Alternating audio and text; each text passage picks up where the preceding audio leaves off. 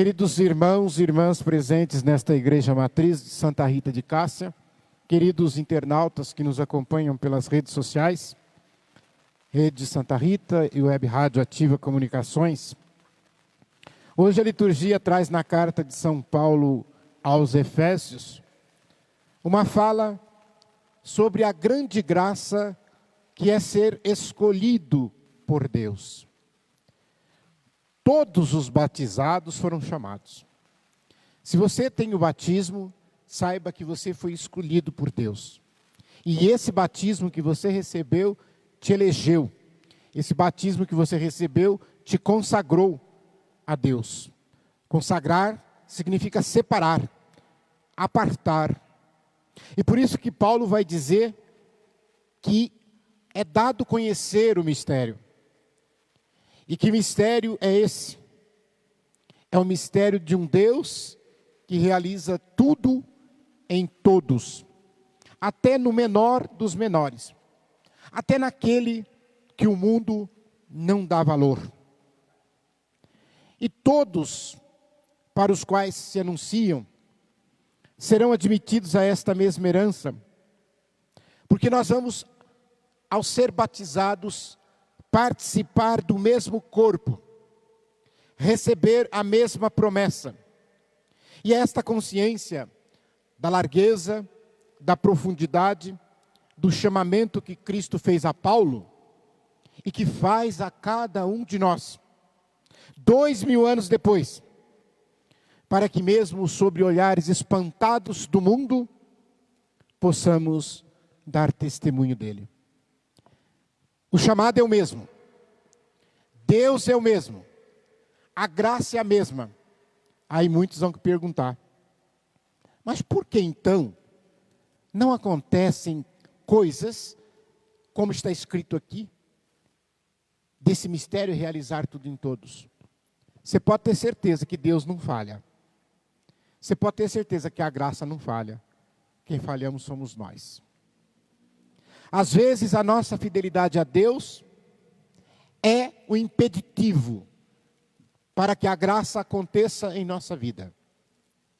Por isso que aqueles que são mais fiéis costumam ser tratados como loucos, fanáticos às vezes, porque o mundo não vai entender. Quando, por exemplo, você se entrega à providência de Deus, o mundo diz, mas como? Como Deus vai suprir? Mas é a fé, é a confiança que estes todos tiveram, os apóstolos, Paulo, Timóteo e tantos seguidores da igreja primitiva. E nós temos hoje muitas pessoas assim, mas infelizmente a maioria não está nem aí. A maioria não acredita que Deus seja capaz de operar maravilhas em nossa vida, de converter os nossos corações. Nós tivemos esse final de semana aqui em nossa cidade um evento católico denominado Holy Place, lugar santo, santo lugar. Engraçado porque depois que o evento terminou, eu conversando com muitas pessoas, eu fiquei praticamente, só saí um pouquinho antes de terminar, mas fiquei praticamente todo o evento, e eu vi tantos testemunhos, tantas pessoas falando, mas eu não sabia que o Deus de vocês era assim também. Mas é o mesmo Deus que operava lá na igreja primitiva, é o Deus que opera hoje maravilhas. Às vezes a nossa cegueira espiritual, a nossa falta de fé, impede a graça, ou impede até de ver a graça acontecer. E não acreditar que corações podem ser transformados, convertidos. E vejam que depois, fazendo uma ponte com o evangelho de hoje, Jesus diz uma coisa complicada para nós, para os dias atuais. Ele diz assim, quem conhece a vontade, ele vai dizer, o empregado que conhece a vontade do patrão, mas não preparou nada conforme o patrão falou, vai ser chicoteado muitas vezes, porque ele sabia, e não fez de preguiça, não fez porque é desobediente, mas ele sabia. E depois ele vai dizer: quem não sabia vai ser castigado também, se fez coisa errada, mas menos. Então eu queria dizer aqui que Jesus está dizendo o seguinte: quando ele fala que quem muito recebe, a muito vai ser pedido, quem muito foi confiado, muito será exigido. A partir do momento que, por isso que acho que tem gente que não quer conhecer a palavra de Deus, porque ela traz responsabilidade. Se você não sabe, por exemplo, que ir à missa aos domingos é um preceito, você vai ser castigado menos. Agora, se você sabe que é um preceito, como todo católico sabe e não vai ser castigado mais. Se você sabe que Jesus está presente, tem presença real na Eucaristia, e você deixa de reverenciar, você deixa de respeitar, se você sabe, você vai ser muito castigado. Agora, aquele que não sabe, nunca ouviu falar, nem sabe o que é Eucaristia, também será castigado, mas menos. Daí a nossa responsabilidade, quando a gente conhece, da gente poder instruir, orientar as pessoas. Ele fala aqui da expectativa da vinda do Senhor. Certa feita, perguntaram a Jesus quando é que ia ser o fim. Jesus deu uma resposta: só o Pai sabe.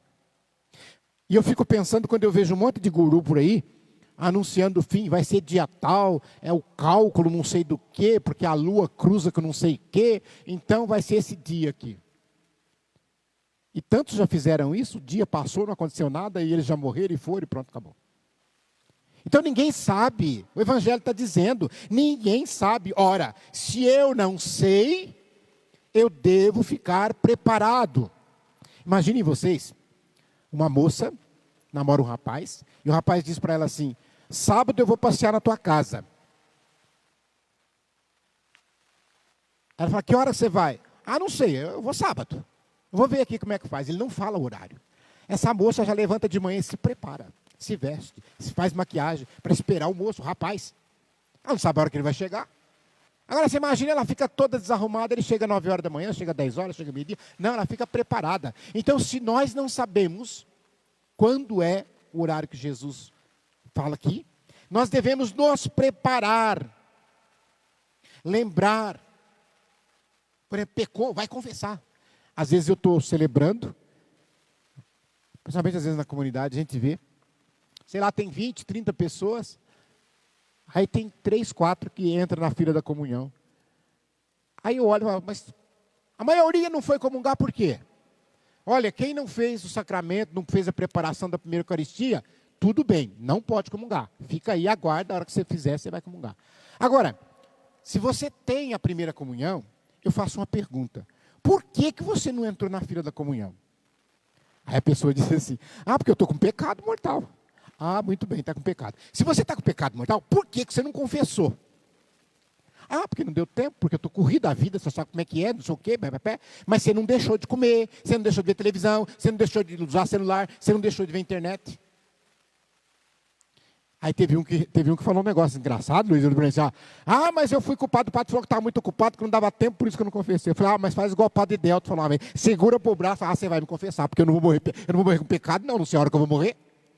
É preciso não banalizar o sacramento, querer confessar de manhã, de tarde, de noite, de manhã, de tarde, de noite, não. Aí você está desrespeitando o sacramento. Mas ter a consciência de que ao cometer um pecado mortal, você deve se aproximar da confissão. E essa advertência que Jesus faz, nós devemos ficar atentos, porque Ele confia muitas coisas para nós. Deus confiou toda a criação para nós. E o Papa Francisco pergunta: como é que o homem está tratando a criação? Está desrespeitando. Principalmente aquilo de mais sagrado que é a vida humana, totalmente desrespeitada.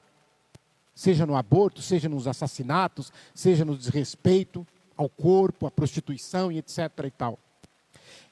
Mas eu queria chamar a atenção que nós não somos donos de ninguém. Então você pai, você mãe, você não é dono do seu filho. Deus te deu a graça de gerar, mas você não é dono dele. Mas você pode ter certeza que se Deus colocou um bebezinho na sua vida para você cuidar dele, você não é dono, mas você vai cuidar dele. Deus vai te perguntar um dia: onde está aquele bebezinho que eu dei para você cuidar? O que a gente vai responder? Difícil, né? O que a gente vai responder? É claro que às vezes nem tudo depende de nós, mas pelo menos aquilo que depende a gente deve ter feito. Um pai e uma mãe que educa o filho na fé cristã, nos valores cristãos, etc. Tal. Se depois o filho bandeia para o mundo, etc., o pai e a mãe não teve culpa, ele fez o que pôde. Ele teve que respeitar o livre-arbítrio do outro. Mas agora aquele pai, aquela mãe, que não traz o filho na igreja, que não põe na catequese quando é pequenininho, que não ensina o caminho de Deus, esse vai ser cobrado, como diz o Evangelho. Eu concluo fazendo a leitura de um depoimento de Madre Teresa de Calcutá, Santa Teresa, que ela diz assim: feliz o servo que o Senhor encontrar procedendo assim. E ela diz: assim como? E ela vai dizer: Senhor muito amado, faz com que eu possa te ver em cada pessoa doente, que eu possa cuidar deles e assim te servir. Se te esconderes no rosto desagradável dos irados, dos coléricos, dos arrogantes, assim mesmo faz com que eu te reconheça, Jesus, para amar essas pessoas. Tu és paciente comigo, faça com que eu tenha paciência com os irmãos. Tu é alegre comigo, faça com que eu seja alegre, mesmo com aqueles que estão tristes e chorosos, para corresponder aos teus desejos de atender os sofredores.